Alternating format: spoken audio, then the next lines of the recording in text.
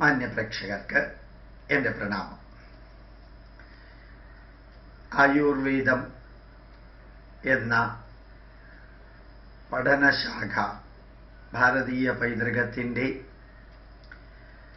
അവിഭാജ്യ ഘടകമായിട്ടുള്ള ആരോഗ്യശാസ്ത്രം, അത് ബ്രഹ്മസംഹിത എന്ന പുസ്തകമാണ് ആദ്യം ഉണ്ടായത്. അതിൽ നിന്ന് അഗ്നിസംഹിത കുറച്ചുകൂടി റിഫൈൻഡ് ആയിട്ട് വന്നു. വേളസംഹിത കുറച്ചുകൂടി റിഫൈൻഡ് ആയിട്ടുള്ള ഗ്രന്ഥമായിട്ട് വന്നു. പിന്നെ സർജറി ഉൾപ്പെടെ സുശ്രുത സംഹിത, കുറെ കൂടി റിഫൈൻഡ് ആയിട്ട് ചരക സംഹിത, പിന്നെ അഷ്ടാംഗ ഹൃദയം, അഷ്ടാംഗ സംഗ്രഹം തുടങ്ങിയ അനവധി ഗ്രന്ഥങ്ങൾ ആയുർവേദത്തിൻ്റെതായിട്ട് വരികയുണ്ടായി. അഥർവവേദത്തിൻ്റെ ഉപവേദമാണ് ആയുർവേദം. യഥാർത്ഥത്തിൽ പ്രാചീനമായ ഗ്രന്ഥങ്ങൾ ഇന്നത്തെ കാലഘട്ടത്തിൽ പ്രയോഗിക്കാൻ പാകത്തിന് ആത്മീയതയല്ലാത്ത, മതമല്ലാത്ത ഗ്രന്ഥങ്ങൾ ഇത്രയും കോളേജുകളിൽ പഠിപ്പിക്കുന്നുണ്ടെങ്കിൽ ലോകത്തിലെ ഏത് രാജ്യത്തിലെടുത്താലും 2500-3000 വർഷങ്ങൾക്ക് മുമ്പ് എഴുതിയ ഗ്രന്ഥങ്ങൾ ഫീസ് കൊടുത്ത് മറ്റേത് ശാസ്ത്രശാഖയെ പോലെയും പഠിപ്പിക്കുന്നുണ്ടെങ്കിൽ അത് ആയുർവേദ ഗ്രന്ഥമാണ്. ഭാരതത്തിൽ തന്നെ 600-700 ഓളം കോളേജുകളുണ്ട്.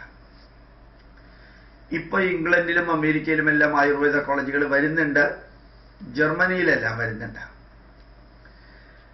ബൈബിളോ അതുപോലെയുള്ള ഗ്രന്ഥങ്ങളോ ആത്മീയതയുമായി ചേർന്നത് പഠിപ്പിക്കുന്ന കോളേജുകളുണ്ട്. അത് മതത്തിന്റെ അടിസ്ഥാനത്തിലാണ്.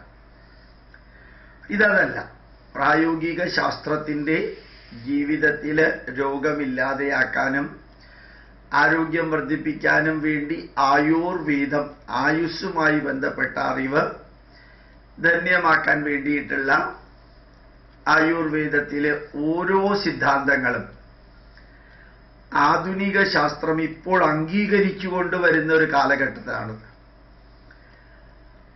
അത് സ്യൂഡോ സയൻസ് ആണെന്ന് പറയുന്നവരുണ്ടാവും. അവർ തന്നെ ചെന്ന് ആയുർവേദ ആശുപത്രികളിലും കോളേജിലും ചെന്ന് പിഴിച്ചിലും പഞ്ചകർമ്മയും നടത്തുന്നുണ്ട്. ഇന്നത്തെ ഇടതുപക്ഷ നേതാക്കന്മാരിൽ ഭൂരിഭാഗവും ഗവൺമെന്റ് ചെലവില് പഞ്ചകർമ്മ ചെയ്യുന്നവരാണ്. അവർ ഈ ആയുർവേദത്തെ സ്യൂഡോ സയൻസ് എന്ന് പറഞ്ഞ് അവഹേളിക്കുന്നുണ്ട്. സ്വാഭാവികമായിട്ടും വൈരുദ്ധ്യാധിഷ്ഠിത അവസരവാദം. ആ ആയുർവേദ ഗ്രന്ഥങ്ങളിൽ അടുത്ത കാലത്താണ് പറഞ്ഞിരിക്കുന്ന ത്രിദോഷ സിദ്ധാന്തം, വാത പിത്ത കഫം എന്ന ആ ത്രിദോഷ സിദ്ധാന്തം ശുദ്ധം അന്ധവിശ്വാസവും ദുരാചാരവും ആണെന്നെല്ലാം പറഞ്ഞിരുന്നു. അങ്ങനെ ഒരു സംഭവമേ ഇല്ലെന്ന് പറഞ്ഞിരുന്നു. പക്ഷേ ഏറ്റവും വലിയ പുരോഗമനവാദിയും യുക്തിവാദിയും തനിക്ക് കിട്ടിയ അവാർഡ് തിരിച്ചു കൊടുത്ത award Wapsi ചെയ്തതുമായിട്ടുള്ള doctor PM Bhargava എന്ന ഒരു ശാസ്ത്രജ്ഞൻ, അറിയപ്പെടുന്ന ആളാണോ ഇല്ലയോ എന്നുള്ളതൊന്നും അറിഞ്ഞൂടാ. PM ഭാർഗവ എന്ന് പറയുന്ന വ്യക്തി സ്ഥാപിച്ചതാണ് centre for cellular and molecular biology എന്ന ഹൈദരാബാദിലെ ഏറ്റവും വലിയ ലാബറട്ടറി. 30 കൊല്ലം മുമ്പ്, 32 കൊല്ലം മുമ്പ് ഫുള്ളി എയർ കണ്ടീഷൻഡ് ആയിട്ടുള്ള ഒരു ലാബറട്ടറി ഇന്ത്യയിൽ ഉണ്ടായിരുന്നുവെങ്കിൽ അതായിരുന്നു. അത്രയും വലിയ ലാബറട്ടറിയാണ്. അത്രയും ആധുനിക സൗകര്യത്തോടു കൂടിയ ലാബറട്ടറി. മിക്കവാറും നിരീശ്വരവാദികളും യുക്തിവാദികളുമാണ് അവിടുത്തെ ശാസ്ത്രജ്ഞന്മാർ.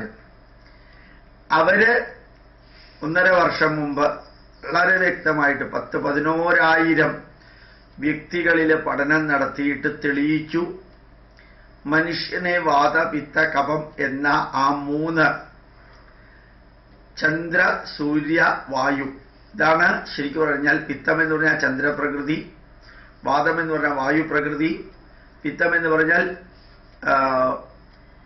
പറഞ്ഞാൽ സൂര്യൻ, അതിലെ വാദം എന്ന് പറഞ്ഞാൽ വായു, കഫം എന്ന് പറഞ്ഞാൽ ചന്ദ്രൻ. അങ്ങനെ 3 എണ്ണത്തിനെ ആസ്ട്രോണമിക്കൽ പാരാമീറ്റർ ഉപയോഗിച്ച് as is the macrocosm so is the microcosm, as is the cosmic body so is the human body എന്ന രീതിയിൽ പ്രപഞ്ചത്തെയും മനുഷ്യ ശരീരത്തെയും തമ്മിൽ താരതമ്യം ചെയ്ത് ഈ വാതപിത്ത കഫം എന്ന സിദ്ധാന്തം നമ്മുടെ പൂർവികർ 2500 വർഷങ്ങൾക്ക് മുമ്പ് 3000 വർഷങ്ങൾക്ക് മുമ്പ് പറഞ്ഞിരുന്നത് 10-11,000 വ്യക്തികളിൽ പദാനുപത പഠനം നടത്തിയിട്ട് centre for cellular and molecular biology എന്ന ഉജ്ജ്വലമായിട്ടുള്ള ഇന്റർനാഷണൽ ലാബറട്ടറി, ആ ലാബറട്ടറി ഈ സിദ്ധാന്തം പൂർണ്ണമായിട്ടും ശരിയാണെന്ന് തെളിയിക്കുകയുണ്ടായി.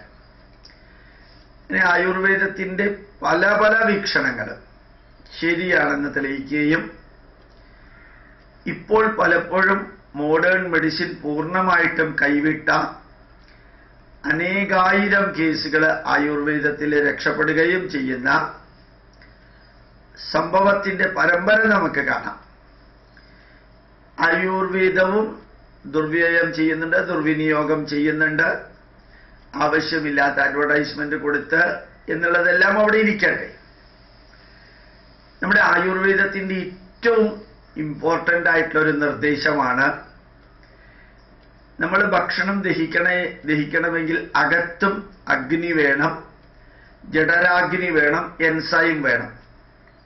പുറത്തും അതിന് കോംപ്ലിമെന്ററി ആയിട്ടുള്ള അഗ്നിബലം ഉണ്ടാവണം.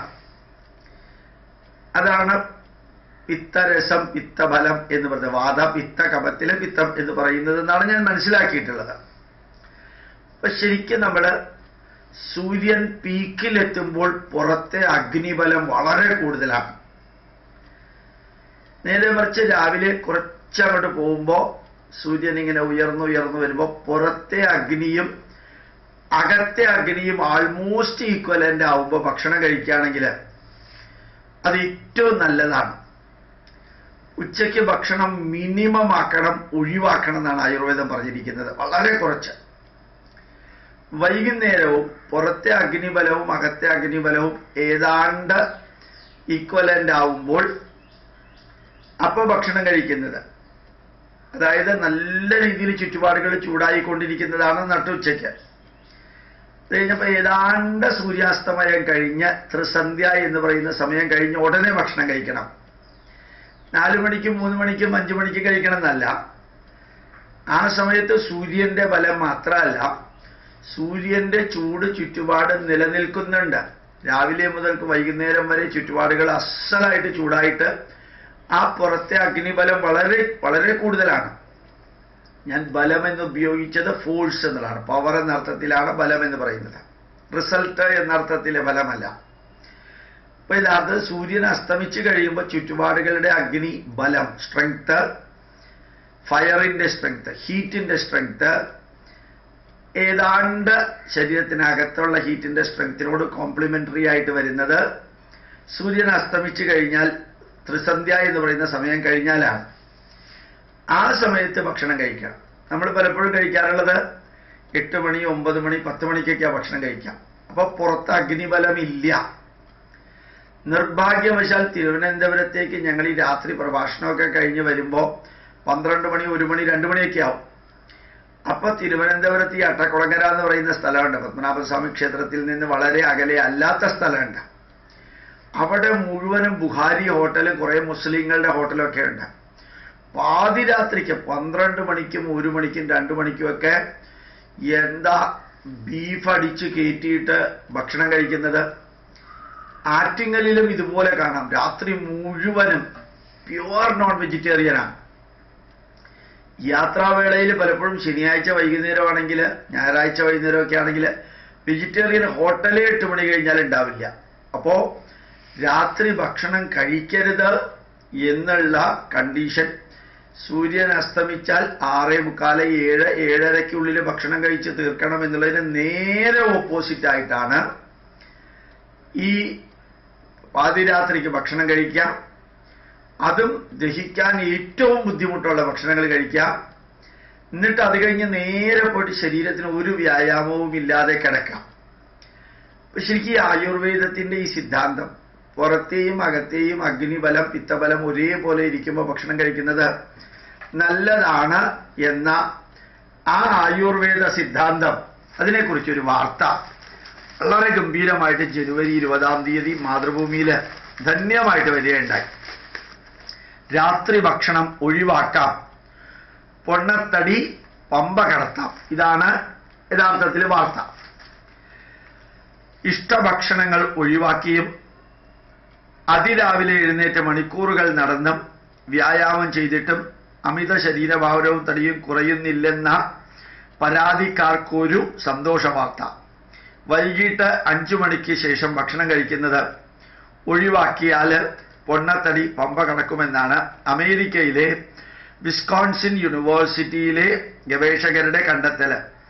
രാത്രി ഭക്ഷണം കഴിക്കുന്നത് ഒഴിവാക്കിയാൽ ജീവിതശൈലി രോഗം ഒഴിവാക്കുന്നതിനൊപ്പം ആയുസ് വർദ്ധിപ്പിക്കാനാവുമെന്ന പഠനത്തിന് നേതൃത്വം നൽകിയ പ്രൊഫസർ റൊസാലിയൻ ആൻഡേഴ്സൺ പറഞ്ഞു.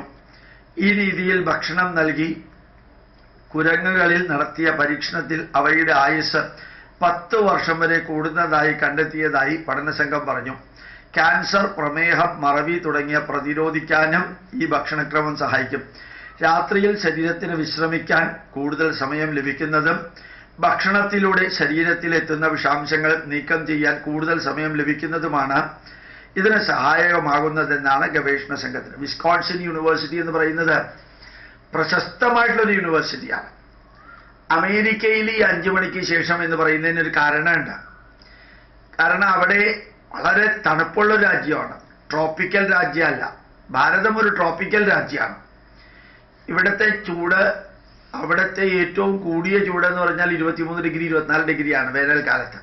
തണുപ്പ് കാലത്ത് -40 -50 അവിടെ ഈ 5 മണി എന്നുള്ളത് കറക്റ്റാണ്.